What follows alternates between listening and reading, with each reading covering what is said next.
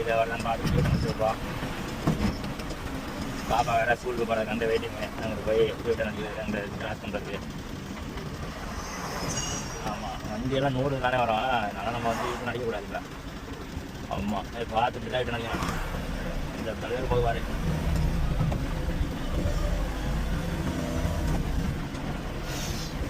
பாப்பா நம்ம கிட்ட வந்துச்சுன்னா அந்த பாப்பா கிட்ட நினைக்க முடியல. ஆகிட்டு விடுங்க.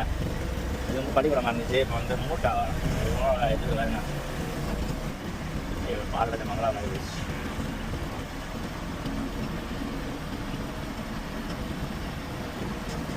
நல்லா இருக்கு, சூப்பராக இருக்காங்க.